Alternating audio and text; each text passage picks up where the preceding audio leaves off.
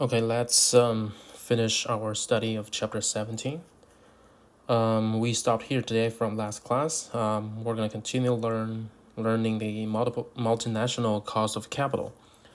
So because an MNC's capital represents its debt and its equity, so its overall cost of capital is based on its cost of debt and its cost of equity. So the cost of capital consists of two parts. The first part is the cost of debt, and the other part is the cost of equity.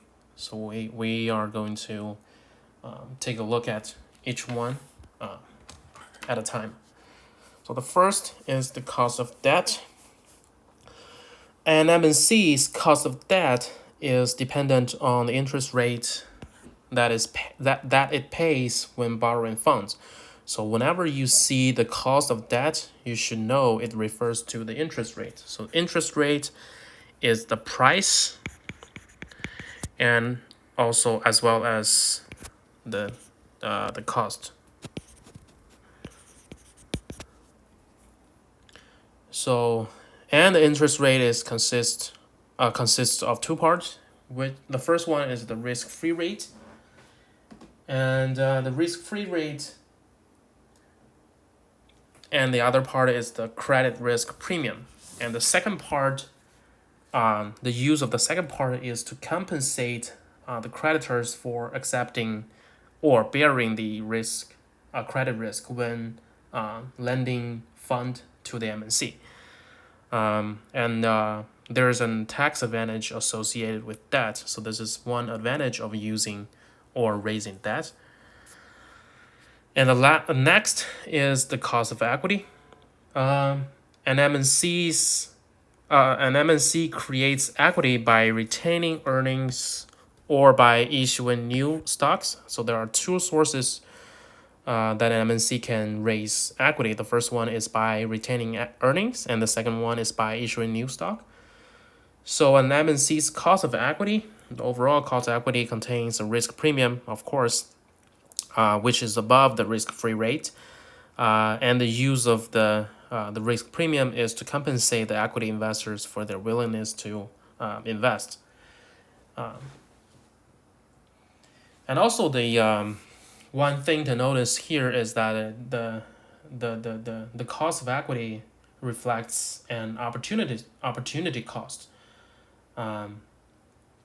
And how to understand that is that you can understand the opportunity cost of both the existing shareholders or the new shareholders as they could have earned if they had invested their funds elsewhere instead of in the stock. So when they invested their fund into the stock or retained their earnings, they lost the opportunities of investing elsewhere. So the cost of equity reflects an opportunity cost. So here is the formula of how to calculate an MNC's cost of capital. So the KC here is the weighted average cost of capital. D represents debt, and equity. E represents equity. So the D divided by D plus E is the weight of debt. And of course, the E divided by D plus E is the weight of equity. So the KD is the cost of debt. And the KE is the cost of equity. Of course, we need to pay tax on the debt. So the KD is before tax cost of debt. And the T is the corporate tax rate. So here, the KC is the weighted average cost of capital. We use the weight of debt times the cost of debt, and plus the weight of equity multiplies the cost of equity, and we add them all together. That gives us the weighted average cost of capital. So let's take a look at an example. So an And MNC has total assets of $100 million and that of $20 million. The firm's before tax cost of that is 12%, and its cost of financing with equity is 15%. The MNC has a corporate tax rate of 40%. What is the firm's cost of capital? So we plug in the numbers. First, we know that the debt is 20 million and equity is $100 million. So first, let's calculate the weight. The weight of that is that. Sorry, the equity is 80, and the total asset is 20 plus 80 equals 100. So first, let's calculate the weight of the debt. We use debt divided by the total equity and multiply by the cost of debt, which is 12, and 1 minus the tax rate, plus the equity divided by the total assets times the cost of equity. Remember, the equity, we do not need to pay tax on that, so there's no tax rate associated with the cost of equity. And the debt part is 0.0144 and the equity part is 0.12. So the overall cost of capital is 13.44%. So this is how we calculate the cost of capital as a whole. So comparing the costs of debt and the cost of equity. So what's the difference between the cost of debt and cost of equity, and what's the advantage of using debt and what is the advantage of using equity? So there is an advantage to using debt rather than equity as capital because the interest payments on debt are tax deductible. So this is why we say using debt has tax advantage. So the greater the use of debt, however, the greater of interest expense and the higher the probability that the firm will be unable to meet its expenses, right? Because if you raise debt, you have to meet the periodic payments. The more the debt, the higher the periodic payments, and the greater the opportunity, the greater the probability that the firm will be unable to meet its expenses. So consequently, as an MNC increases its proportion of that, the rate of return required by potential new shareholders or creditors will increase to reflect the higher probability of bankruptcy, because usually higher debt is associated with higher risk. As a result, to compensate for bearing the higher risk, the shareholders and the creditors will require higher return. Higher return required. As a result, we have higher cost of capital. So this is how the mechanism works. And we can also use a graph to show this. The x-axis is the debt ratio and the y-axis is the cost of capital as a whole. So when the debt ratio is below the x, the tax advantage of debt overwhelms the disadvantage of debt. So the cost of capital keeps going down. When the ratio of debt to total capital exceeds the point x,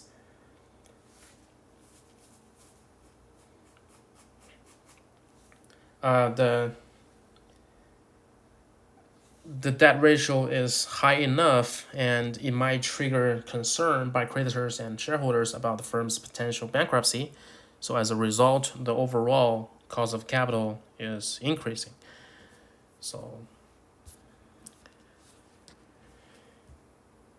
And next, we're going to talk about the cost of capital for MNCs versus domestic firms, because MNCs and domestic firms, they have different focuses. They have different focus of their businesses, so their cost of capital should be different. And first, what determines the cost of capital for MNCs versus domestic firms is the size of firm. Because an MNC often borrows substantial amount of money, they may receive preferable treatment from creditors, because they generally they generally are larger in size, and they are safer by the potential creditors and shareholders. As a result, they're going to require a lower cost or return, require lower rate of return. So as a result, the overall cost of capital is lower for the MNC.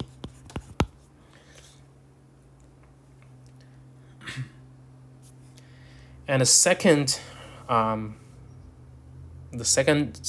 characteristic that might determine the cost of capital for MNCs versus domestic firms is the capital markets. Because MNCs they have access to the international capital markets. They are not confined to the domestic market. They have more opportunities to raise capital. So as a result, it may allow them to obtain funds at a lower cost than that paid by domestic firms, because generally they have more opportunities to raise capital. So as a result, the cost of capital is also lower for MNCs.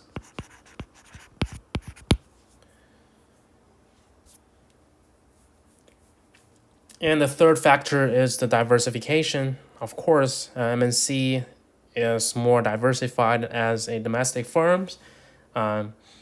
Its cash flows come from sources all over the world, and those cash inflows may be more stable because the firm's total sales will not be highly influenced by a single economy. So as a result, we say that MNC is more stable and their cash flows are more stable as compared to the cash flows of domestic firms. So as a potential creditors, they also require a lower rate of return. So in this case, the cost of capital is also lower for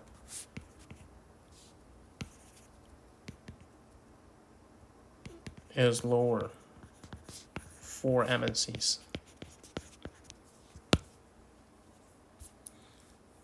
And then the next is the exchange rate risk.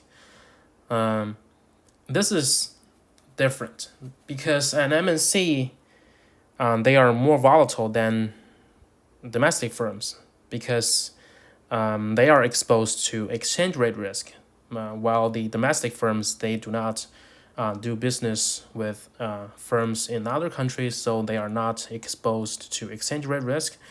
So as a result, the higher exchange rate risk may reduce the capability of making interest payments on the debt, which increases the probability of a bankruptcy. So as a result, in this case, the cost of capital is higher for MNCs because they are more highly exposed to exchange rate risk. And of course, we have other country risks, and of course, an MNC that establishes foreign subsidiaries is subject to the possibility that the host country government may seize a subsidiary's assets, and they face higher country risk because they have different businesses or operations in different countries, and that increases the probability of the MNCs going bankrupt. And in this case, the cost of capital is higher for MNCs because of the country risk that MNCs may face. And here is a summary of the factors. We have size, greater access to international capital markets, international diversification, exposure to exchange risk, and exposure to country risk. And the first three have lower cost of capital. I use COC as cost of capital for MNCs. And the reasons are here. And the last two can generate higher cost of capital for MNCs. And the risk is the increased probability of bankruptcy. So we can also use a CAPM to calculate the cost of equity.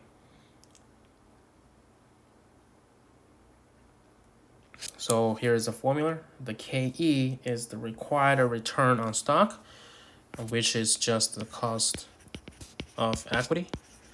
If as an investor you require higher return on a stock, then the company might then the firm is going to pay you a higher return. As a result, the cost of equity for using your money is higher. So that's why we say the required return on stock is equivalent to the cost of equity.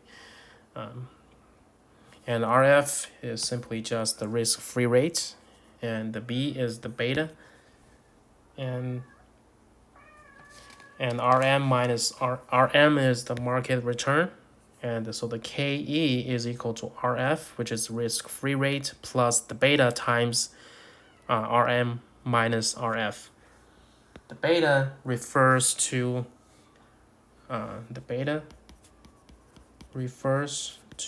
the sensitivity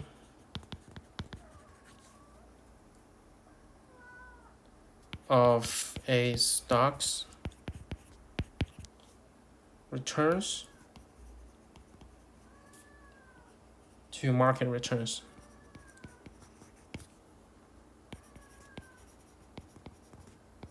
So if a stock's returns are highly correlated with the market returns,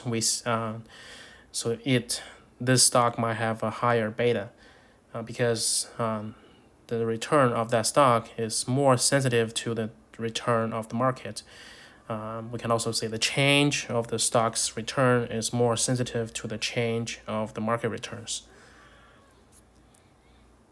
So what are the implications of the CAPM for an MNC's risk?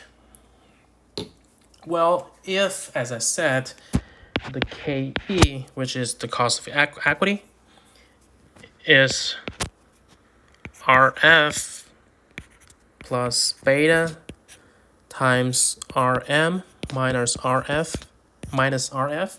So in order to reduce the KE, of course we cannot do anything with RF or RM because they cannot be determined by you. So the only way of reducing the cost of equity is to reduce the beta. So that's how the MNCs they usually target on the beta to reduce the cost of equity. So the US-based MNC may be able to reduce its beta by increasing its international businesses. So why they can reduce the beta by increasing its international businesses? Well, the reason is that if the MNC has a lot of international businesses, then each one of them will be less sensitive to the overall market, right? So as a result, the beta of each stock or each business, each subsidiary is going to be lower. So as a result, the overall cost of equity is going to be lower. And similarly, the US-based MNCs, they have different projects in different countries, so their cash flows are less sensitive to the general US market conditions, leading to a lower project betas. So if we use the weighted average to calculate the cost of equity as a whole, each beta is lower than the overall KE is lower. The KE is the required rate of return by the shareholders, and it also represents the cost of equity of using that shareholders' money.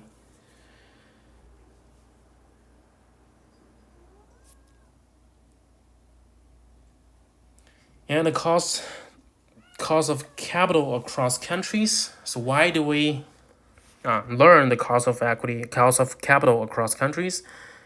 Because it is relevant for three reasons. First, it can explain why MNCs based in some countries may have a competitive advantage over others. So this gives us why MNCs choose to do businesses in one country over the other, because one good reason is that that country might have a lower cost of equity, cost of capital.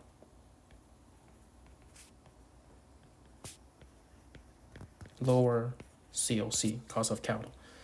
And the second reason is that the MNCs may be able to adjust their international operations and sources of funds to capitalize on differences in the cost of capital among countries. And the third reason is that the differences in the costs of each capital components can help explain why MNCs based in some countries tend to use a more debt-intensive capital structure than MNCs based elsewhere. Because, for example, if in one country that the cost of debt is lower, then they might choose to use a more debt-intensive capital structure. For example, in another country that has a lower cost of equity, then MNCs based in that country may choose to use a more equity-intensive capital structure. So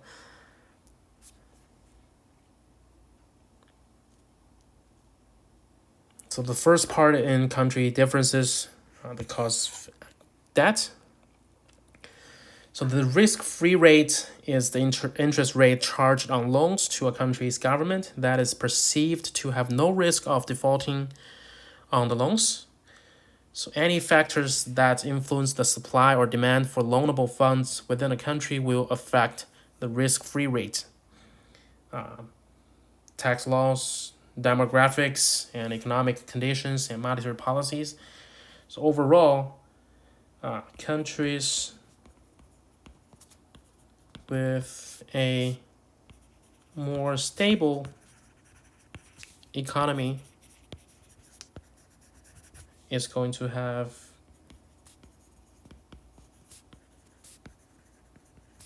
a lower risk-free rate, because the bankruptcy or the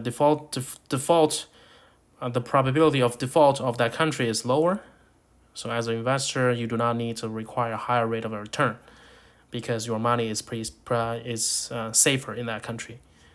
Risk-free rate.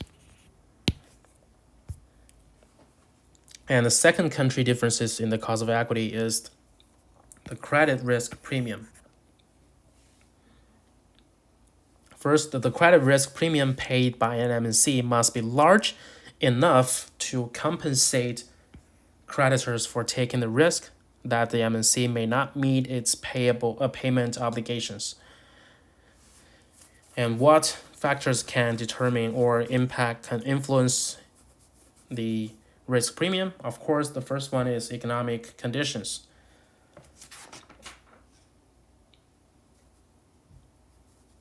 So when a country's economic conditions tend to be more stable, the risk of a recession or the risk of a economic failure in that country is relatively low, then the risk premium is low.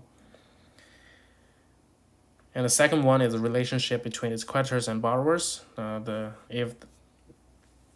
If the creditors and borrowers, they have a better relationship, they know each other very well, so that the risk premium is lower as well. Better economy, lower premium. Good relationship, lower premium.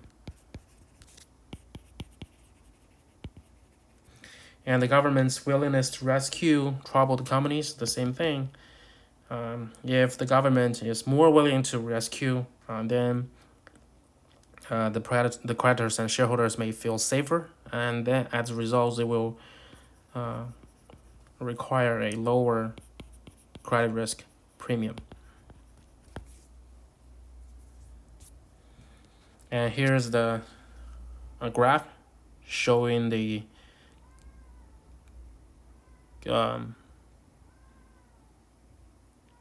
changes of the cost of debt between 1980 and 2016.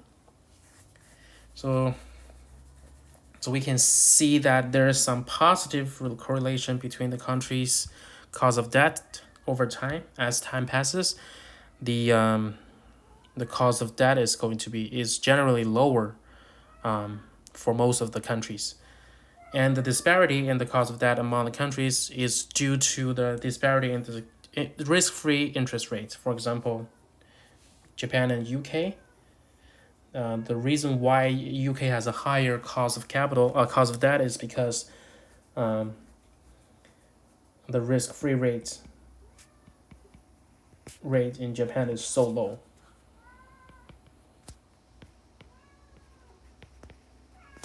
Is low. So that's why the UK is going to have a higher cost of debt overall.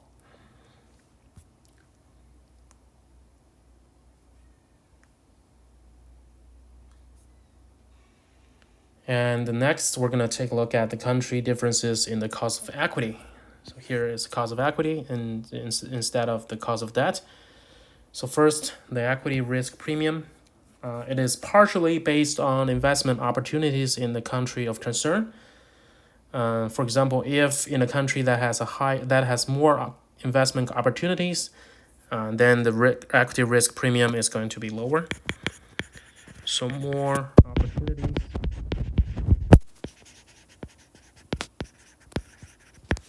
lower premium, because as an investor, if you know that there are more opportunities that you can put your money in a lot of places, and you have better chances of getting a good return, then you might not require a higher return on one investment opportunity, because you know if that opportunity fails, you have other opportunities and you can invest your money easily to other opportunities. So that's why if there are more opportunities, the overall equity risk premium is going to be lower. And of course, we also have the government stability. And so government stability reflects the easiness to sell stock. So if in a country where the government is more stable, then it's easier to sell a stock, even if you have you may experience some financial crisis, and it's still easier for you to sell stocks compared to other countries where the governments are relatively unstable. So in this case, that's gonna more stable, lower premium.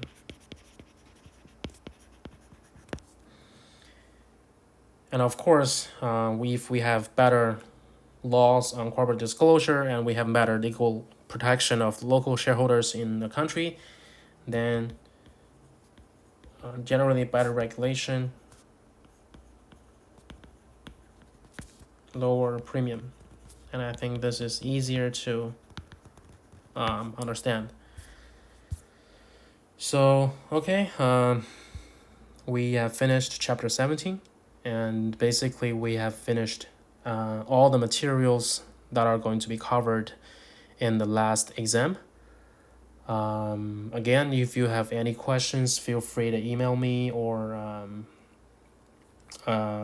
yeah, if you have any questions, feel free to email me. I believe the final exam is next week. I might have to go back to check the calendar. Again, thank you very much for having me in this semester. Bye bye.